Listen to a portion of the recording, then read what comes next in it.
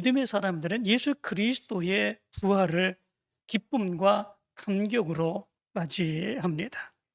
그런데 믿지 아니하는 사람들은 그러하지 않습니다.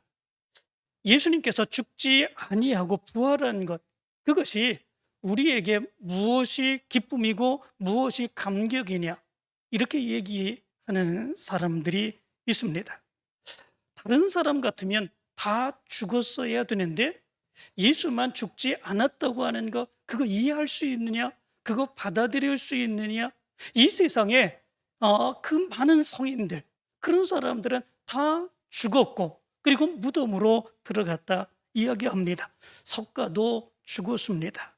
모하메드도 죽었습니다. 공자도 죽었습니다. 위대하다고 말하는 사람들은, 유명하다고 이야기하는 사람들, 그런 사람들 다 죽었습니다. 그리고 그들의 육체는 모두 무덤에서 썩어 없어졌습니다. 이것이 인간의 순리라는 거죠.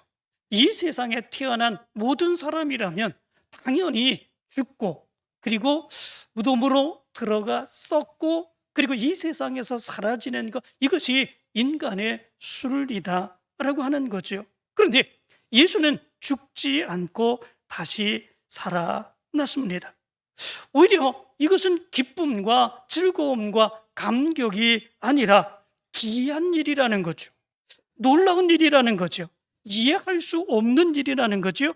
믿을 수 없는 일이라는 것이죠. 이걸 가지고 왜 기뻐하고 감격해야 되느냐, 이렇게 얘기하는 세상의 사람들이 있습니다. 그런데 우리 믿음의 사람들은 그렇게 하지 않지요. 세상의 사람들이 가는 똑같은 길, 죽지 않고 다시 살아나셨고 그리고 부활하셔서 하나님의 나라로 올라가신 예수 그리스도의 그 부활하심을 기쁨과 즐거움과 감격 가운데 맞는 그런 모습들이 있게 됩니다. 그렇다면 우리 믿음의 사람들은 왜 그런가라고 하는 거죠.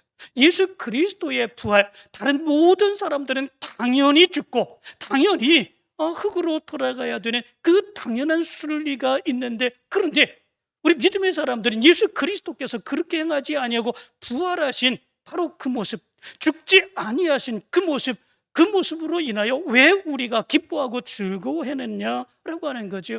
예수 그리스도께서 하나님의 아들이시기 때문에 그런 것이겠습니까? 물론 꼭 그런 것만은 아닙니다. 예수님은 하나님의 아들이시기도 합니다. 그러나 하나님의 아들이시기는 하지만 예수 그리스도의 부활을 우리가 기쁨과 감격 가운데에 그를 찬송하고 찬양하는 그런 이유는 다른 데에 있는 것을 보게 됐지요. 그것은 예수 그리스도께서 많은 사람들, 이 세상에 죄악된 사람들을 위하여 죽으시는, 십자가에 죽으시고 희생하시고 헌신하는 예수 그리스도의 삶이 있었기 때문에 그렇습니다. 예수 그리스도의 그 고난의 삶이 전제되고 우리를 위한 이 고난의 희생의 모습이 있었기에 우리는 예수 그리스도의 부활을 기쁨으로 맞이하고 감격 가운데에 찬양하는 이 모습이 있게 되는 것을 보게 됩니다. 예수 그리스도께서 우리를 향한 그 삶의 모습은 어떤 모습이었습니까? 예수님은 하나님의 아들이심에도 불구하고 하나님과 동등된 분이심에도 불구하고 이 세상에 육체를 입고 내려오셨지요. 말구유에서 태어나셨지요. 그리고 가난한 사람으로 이 세상을 살아가셨지요. 가난하고 소외받은 사람, 힘들고 어렵게 사는 사람, 그들과 함께 하시며 그들을 돕는 삶을 살아가셨지요. 그리고 자기가 사랑했던 그 사람들에 의하여 배신당하시는 그런 모습 가운데, 그럼에도 불구하고 십자가에 달려주시는 그 모습 가운데에서도 원수 갚겠다고 얘기하고 욕하고 불평하는 그런 모습들이 아니라 오히려 저들은 자기들이 하는 일을 모른다고 저들의 모든 죄를 용서해달라고 하나님 앞에 간구하셨던 모습이 예수 그리스도의 모습이었습니다. 십자가에 달려 죽으시면서도 한 영혼을 사랑하시며 십자가에 달린 다른 사람들을 구원하기 위하여 그 한 강도를 구원하시는 바로 그 모습이 있었습니다. 예수님께서 십자가에 달리실 때의 무서움과 두려움 가운데 뿔뿔이 도망쳤던 제자들, 그러나 부활하시고 난 이후에도 그들을 찾아가시며 그들을 위로해 주시고 그들에게 용기를 주시며 다시금 하나님의 사역을 감당할 수 있는 믿음의 사람으로 세워주시는 그 모습이 예수 그리스도의 모습이었습니다. 예수 그리스도의 우리를 향한 영적인 버림, 육체적 고통, 그리고 희생과 헌신, 예수 그리스도의 모습 가운데에 바로 그 모습이 있었기에 이 예수 그리스도의 부활을 우리는 기쁨으로 맞이합니다. 은혜로 맞이합니다. 감격으로 맞이하는 이런 모습들이 있는 것을 보게 됩니다. 예수 그리스도께서 우리를 향하여 사셨던 그 모습은 위선이 아니었습니다. 어쩔 수 없이 억지로 그렇게 행한 그런 삶이 아니었습니다. 그래서 히브리서 4장 15절의 말씀은 이렇게 이야기합니다. 우리에게 있는 대제사장은 우리의 연약함을 동정하심지 못할 이가 아니요 모든 일에 우리와 똑같이 시험을 받으시니로되 죄는 없으시니라, 이렇게 말씀해 주고 있습니다.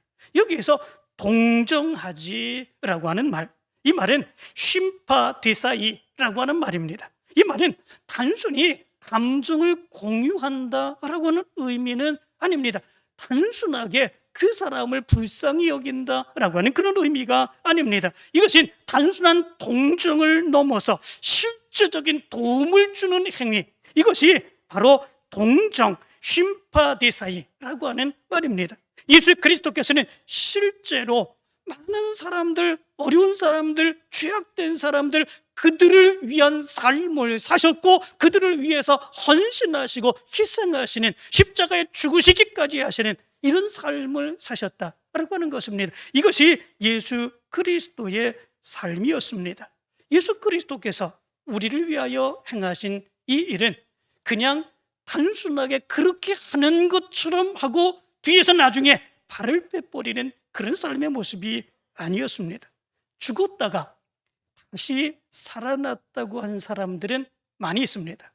그런 사람들은 가끔씩 신문에 보면 그런 사람들의 이야기가 기록되어 있습니다. 그런데 그런 사람들을 보면서 많은 사람들이 참 놀랍니다. 어떻게 그런 일이 있을 수 있을까? 의사가 분명 죽었다고 진단을 했는데, 그리고 죽은 지 며칠이 지났는데 다시 살아나는 일, 어떻게 이런 일이 있을 수 있을까? 신문에도 대서특필하고 방송에도 나오는 그런 모습들이 있습니다. 그런데 그들의 죽음과 부활, 그것은 한 얼마 지나면 모든 사람들에게서 다 잊혀지는 이런 모습들이 있게 되는 것을 보게 됩니다. 그러나 예수 그리스도의 부활은 그러하지 않습니다. 무엇 때문에 그렇습니까? 예수 그리스도께서 우리를 위하여 살았던 그 삶의 모습이 있기 때문에 그렇습니다. 예수 그리스도의 하나님의 은혜로서의 사랑, 희생, 십자가의 죽으심, 우리의 모든 죄를 위하여 대속하시고 죽으시는 그 고난, 고통, 그 모습이 바로 예수 그리스도의 삶이었기 때문에 그렇습니다. 그렇기에 우리는 예수 그리스도의 죽음을 기억합니다. 그리고 예수 그리스도께서 죽은 지 사흘 만에 부활하셨다는 그 모습에 대해서 그 큰 은혜의 감격을 안고 기쁨으로 감격하며 찬송하는 그런 모습들이 있습니다. 그렇기에 예수 그리스도의 부활은 예수 그리스도의 고난의 삶을 전제합니다. 예수 그리스도의 고난의 삶이 전제되지 아니하는 부활은 아무런 의미가 없습니다.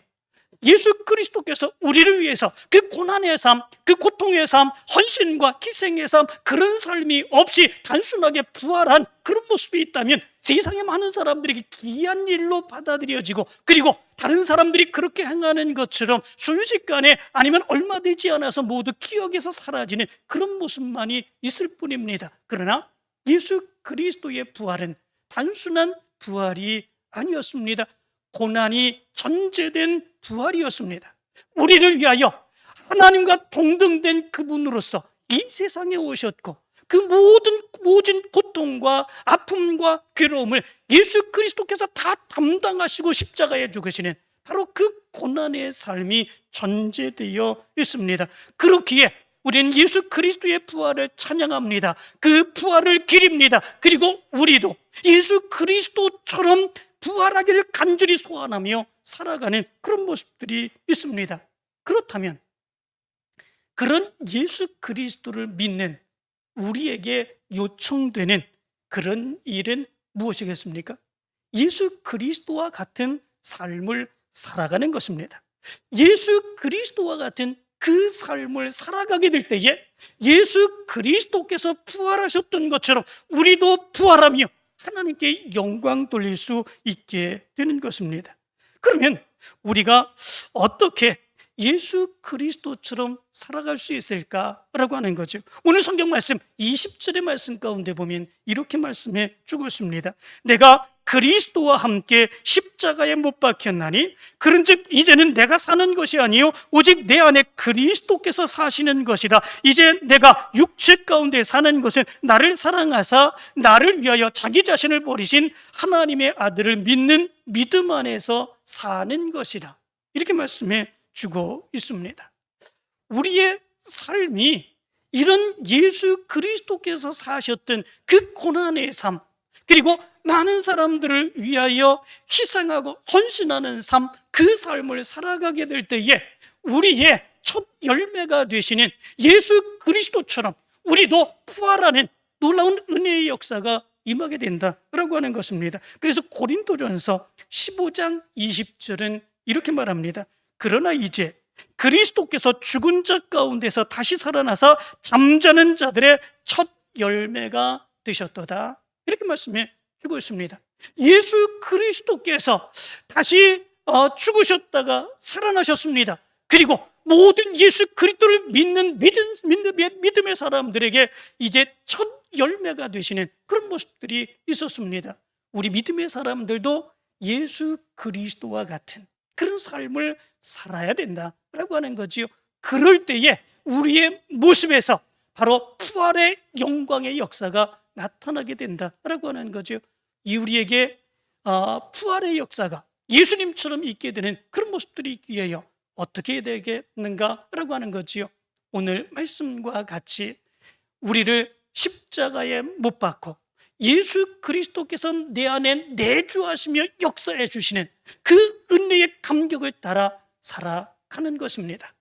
내가 나를 주장하는 것이 아니라, 내 생각이 나를 주장하는 것이 아니라, 내 욕심이, 내 의지가 나를 주장해 주는 것이 아니라 예수 그리스도께서 내 안에 내주하시며 역사하시는 그 모습에 믿음으로 순종하며 따라 살고 내 모습 안에서 예수 그리스도께서 사시는 것처럼 살아가는 삶, 그 삶이 우리의 모습 가운데 나타나야 된다라고 하는 것입니다. 바로 이 삶은 우리의 부활이 보증되는 그 삶이 되어가게 된다라고 하는 거죠. 왜냐하면 그런 고난의 삶을 살아감으로 인하여 예수 그리스도께서 부활하셨기 때문에 그렇습니다. 예수 그리스도께서 우리 잠자는 모든 사람들의 첫 열매가 되셨기 때문에 그렇습니다. 그렇기에 우리 믿음의 사람들에게는 예수님께서 사셨던 그 삶의 모습이 나타날 수 있어야 됩니다. 그 사람의 모습을 보면 예수 그리스도를 발견할 수 있어야 됩니다. 그 사람의 모습을 보면 예수 그리스도께서 향하신 그 모습이 나타날 수 있어야 됩니다. 아무리 힘들고 어려운 모습이 있다고 할지라도 그럼에도 불구하고 예수님처럼 살아가는 바로 그 모습이 우리의 모습 가운데 나타날 수 있어야 됩니다. 그럴 때에 우리도 마찬가지로 예수님이 부활하신 것처럼 부활하여 하나님께 영광을 돌릴 수 있는 귀한 역사가 나타날 수 있게 되는 것입니다. 사랑하는 성도 여러분, 오늘은 예수님께서 이제 십자가에 죽으셨다가 사흘 만에 다시 살아나신 부활절입니다. 이 시간에 예수님의 부활이 고난이 전제된 그런 부활이라고 하는 것을 분명히 기억하며 여러분들의 믿음의 모습을 돌아보시기를 간절히 원합니다. 여러분들의 믿음의 모습에 기쁨만 있고 즐거움만 있고 평안만 있고 아무런 어려움만 있기를 간절히 원하는 이런 모습들이 우리의 신앙의 모습인가? 아니면 믿음으로 결단하며 예수님처럼 고난이 전제된 그 삶을 살아가며 예수님께서 원하시는 그 삶의 모습을 따라 살기를 원하는 그 삶이 우리의 모습 가운데 있는가? 그러면 그 모습 안에서 내가 예수님이 부활하신 것처럼 나도 예수님처럼 부활하여 하나님의 영광의 나라에 이룰 수 있는가? 여러분들의 믿음을 돌아보시고 하나님께 더 큰 영광 돌려가는 여러분들의 삶이 되게 간절히 축원합니다.